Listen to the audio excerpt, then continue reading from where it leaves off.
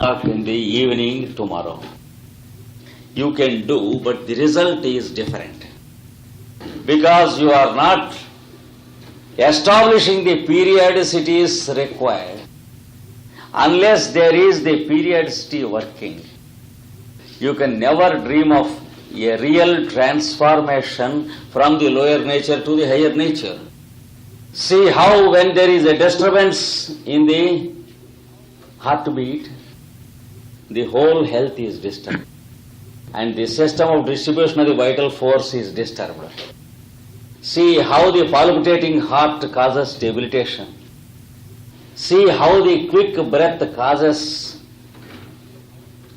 agony and worry in the mind. The rapidity of the respiration increases the uncertainty of the span of life. The rapidity of the respiration increases the uncertainty in the span. The more speedy the respiration is, the less will be the span of the body, and it means death is fast approaching. The more regular the respiration is, the more number of years are there for that physical body to survive. See how periodicities count. It is only periodicity that keeps up our span of life. It is the periodicity that preserves our respiration and heartbeat. And when we begin to cooperate with respiration and heartbeat, only by cooperating with keeping up the periodicities of the daily routine of our work. This is the most important part of the yoga student. He should produce new periodicities in his daily routine and keep up the regularity of the new periodicity. Then it means he is cooperating with the forces that are working in him. If he takes his lunch by 1 o'clock today, he should take the lunch by 1 o'clock tomorrow also. If he takes his supper by 11 o'clock today in the night, tomorrow also he should take his supper by 11 o'clock.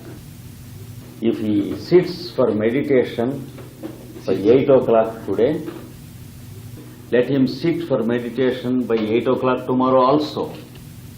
Then only he is establishing a new periodicity, and gradually he establishes as many new periodicities as possible by making more and more items of his daily routine regular.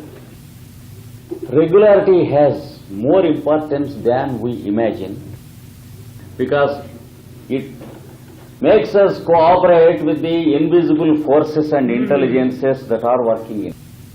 This no scientist will explain you except the one who teaches you yoga in a proper way. Because till now, no other science has reached the scientific stature enough to explain you this. You should know the law of periodicities, and then you should know the law of pulsation. These two great laws put together form the procedure of the yoga practice. The law of periodicity teaches you that the whole creation comes out according to the law of periodicity. The time between sunrise and sunrise, establishing the biological routine of all the living beings of this earth. The periodicity between a New Year's Day and the next New Year's Day establishes another cycle on the biological kingdom. The cycle between one full moon and another full moon establishes a third and a different cycle. The cycle of 12 years that is made by the rotation of Jupiter planet establishes a bigger cycle which is a bigger correspondence of the sun's cycle. The sun establishes the year of 12 months. The planet Jupiter establishes the bigger year of 12 solar years. Similarly, the planet Saturn establishes a bigger cycle of 30 years. And again, the Jupiter and the Saturn put together work out their LCM to put forth the different cycle, a new cycle of periodicity, the cycle of 60 years. So, our existence is a product of the working of the cycles. That is why our daily routine is cyclic in its nature. Sleep and awakening, awakening and sleep, they are of a cyclic nature, and work and rest, rest and work alternate to make a span of life. These things should be made understandable to a student of yoga so that he will arrange his daily routine in such a way that he begins to do as many things as possible regularly at the same appointed hour and minute. This is one important point. The second important thing is that he should not develop a tension in keeping up the timings of his periodicities. In order to practice his yoga at the same hour, he should not run either mentally or physically.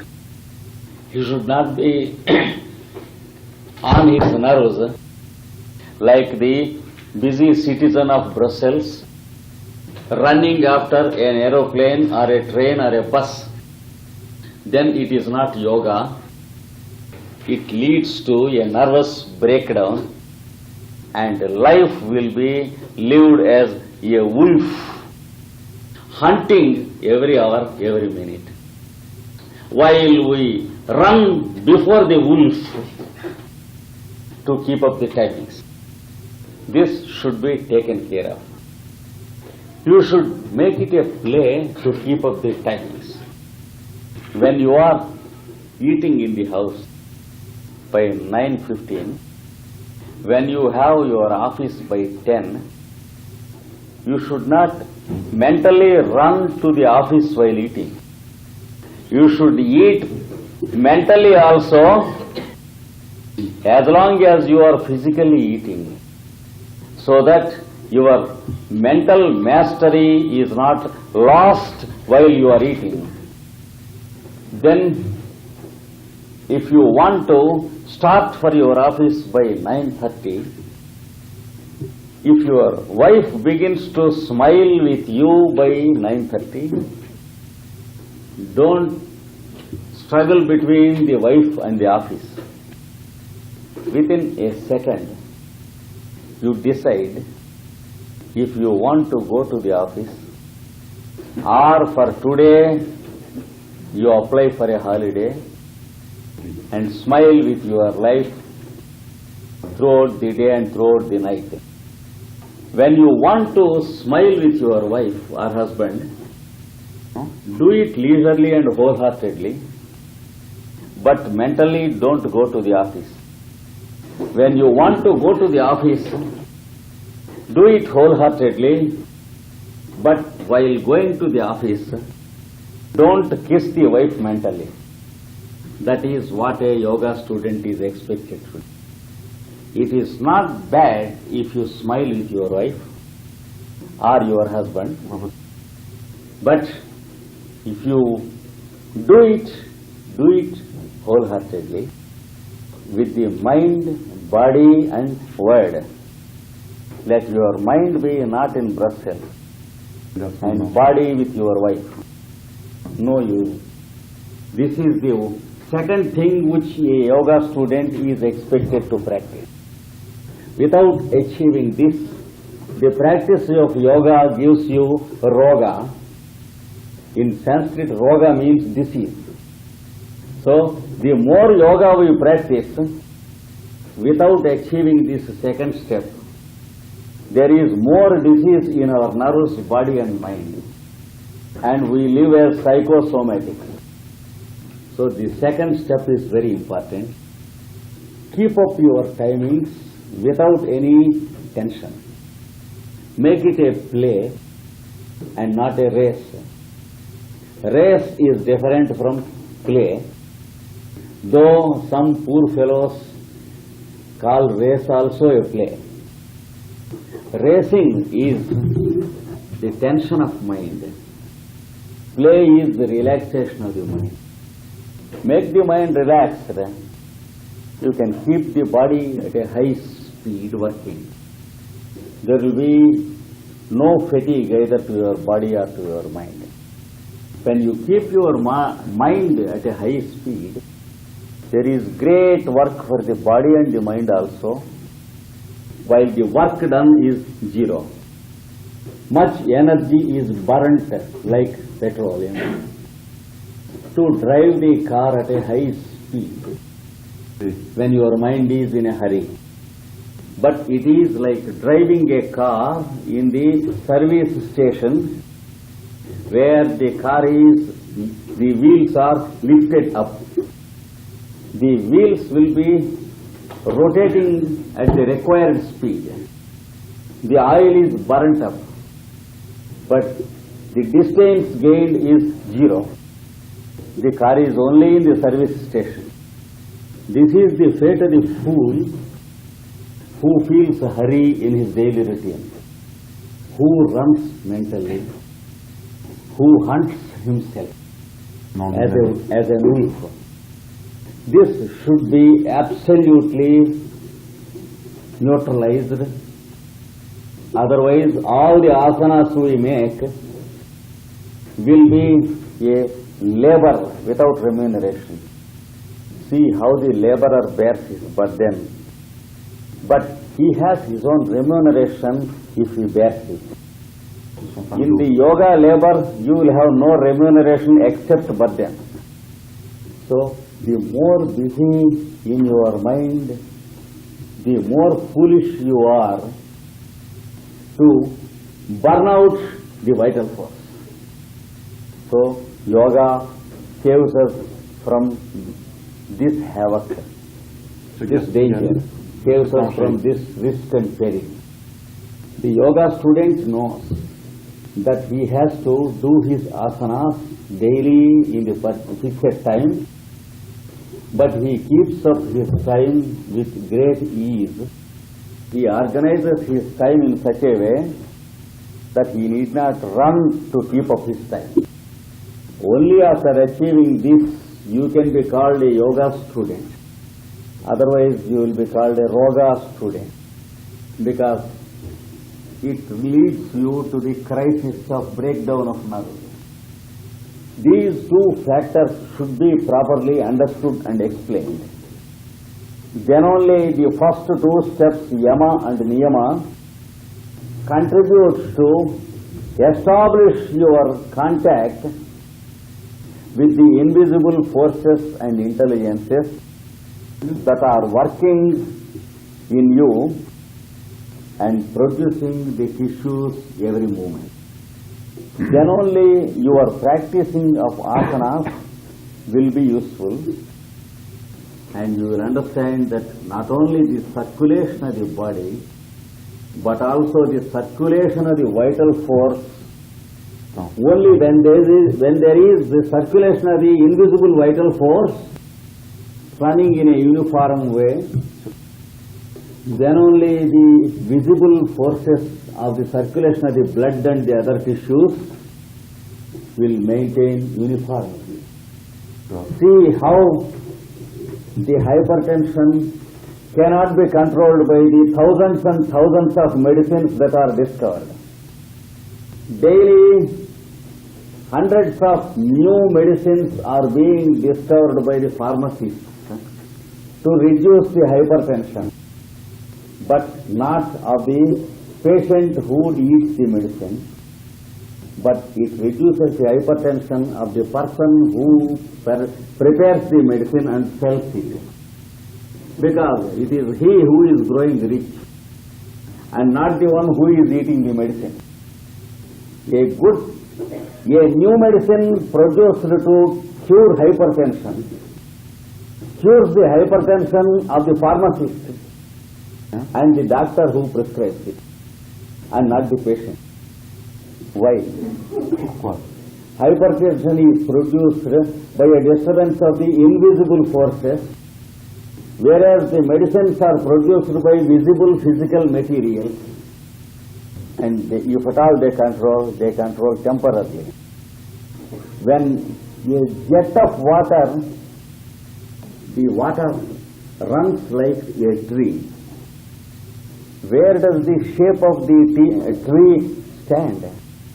It is not in the water, but it is in the tension that is properly regulated. See what happens if you make it a little curved. Then the spring of water will be curved. What is the use of your trying to rectify the spring of water above the tap? Same is the case when you try to rectify your hypertension with medicine. Whenever you take a dose of medicine, the tension goes down. Again, the next day tension comes up, so that you will be a permanent patron of the medicine. You will patronize the medicine, but your hypertension is not cured, because tension exists on the plane of forces and intelligences that are wrongly disturbed us by many times because of our ignorance of the law. Now we are trying to rectify in a wrong direction, and there is nobody to listen to our plight.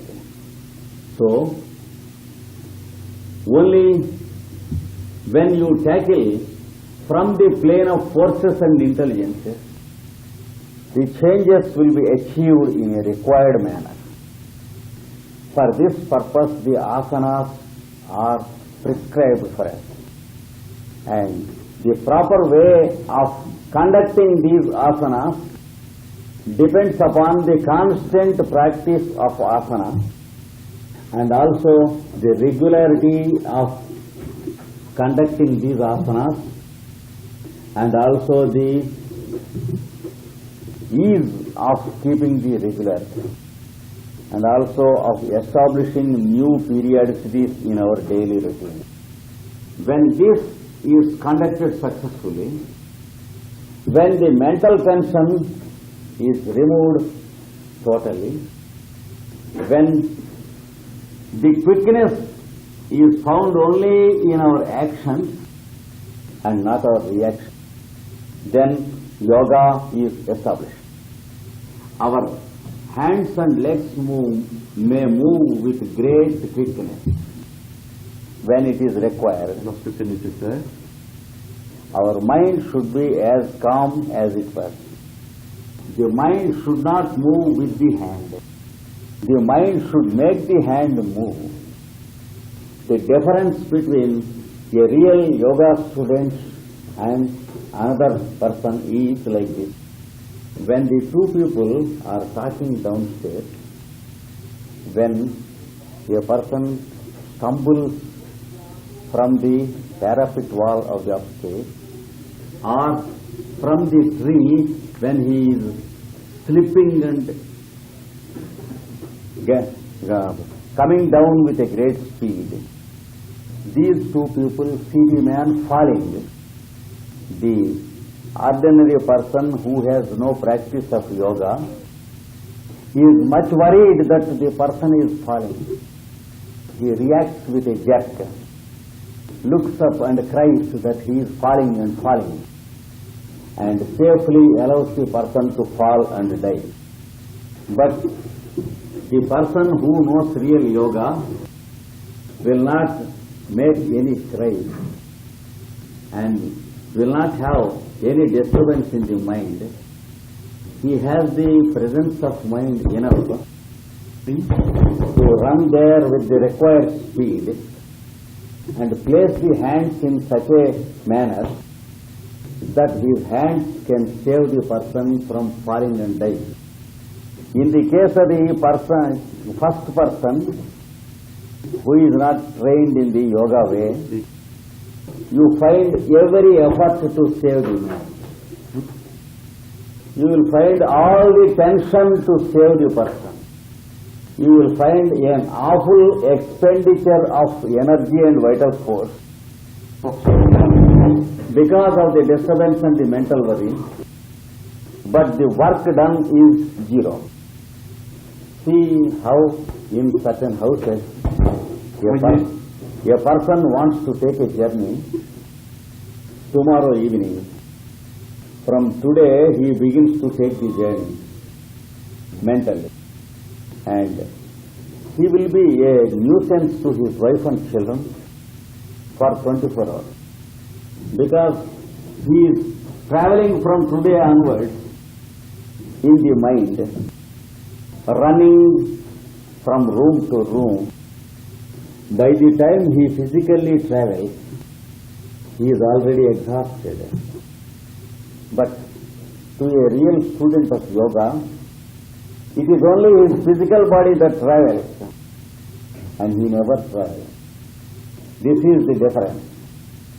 The mastery to establish the link between himself and the invisible forces and intelligences that are working in him will be exhibited in every action of his life.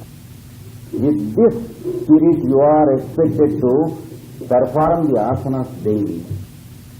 Then every asana will show its results upon you. You will find altogether a different person whose worries are removed and whose invisible forces are running uniformly, and the circulation of the invisible magnetic lines of force is as it should be and is never disturbed or distorted. The result is that your blood flows in a right direction and the circulation is always uniform and the blood pressure is as it should be, neither more nor less. It requires no medicine, because medicine is as useless to cure hypertension as any other thing. The secret is in you, not in the medicine. The more carefully you practice yoga and the more regularly you practice the asana, and the more and more should be the regularity, the less and less should be your attempt to be regular. The attempt to be regular should be absent and regularity should be present. That is the ideal. And then you see your selection of asanas should be according to your constitution, while the essential asanas are kept by all. The Sarvangasana and the set of asanas along with it. The Dhanurasana, that is the bow asana, and the asanas that are to be practiced with it. And either the Padmasana or the Siddhasana. To sit down in ease and practice the next step, which is called asana. So yogasanas are different from the third step of yoga, which is called asana. When you sit down in either Padmasana or Siddhasana, your body should not create any discomfort to your mind. Then only the mind can try to get itself absorbed in the required object. Then only pranayama becomes possible. When you know the second law, the law of pulsation, the first law being the law of periodicity, the second law being the law of pulsation, that is, there are pulsations working in you, making your nerves and muscles contract and expand. creating the peristalsis required.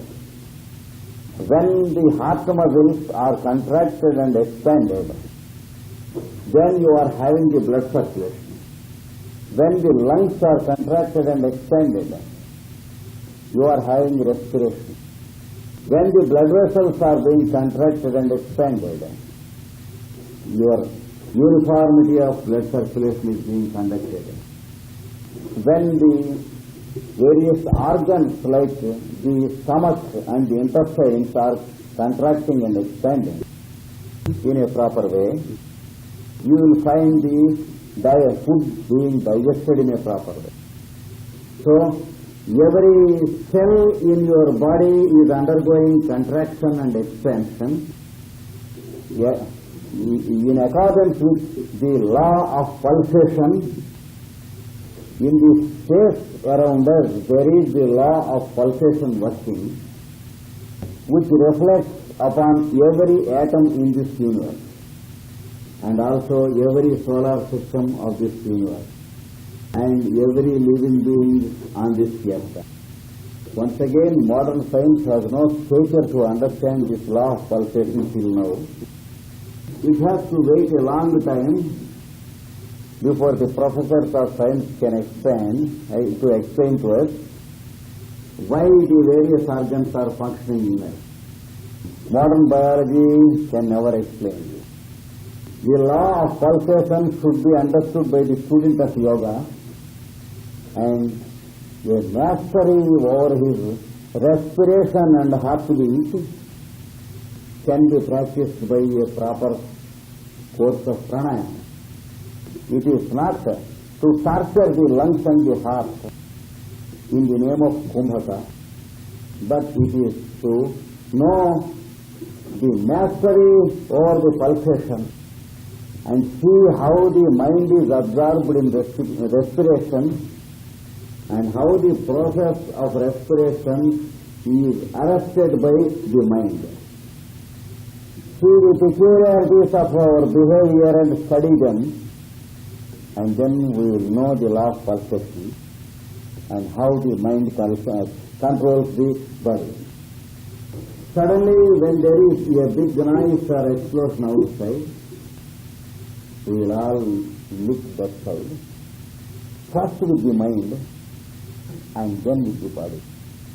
And for a few moments, the mind is absorbed in the incident and the process of respiration is absorbed with the mind. See how your respiration stops for few moments when the mind is suddenly drawn away towards the point. That means your mind can get the pulsations absorbed in it.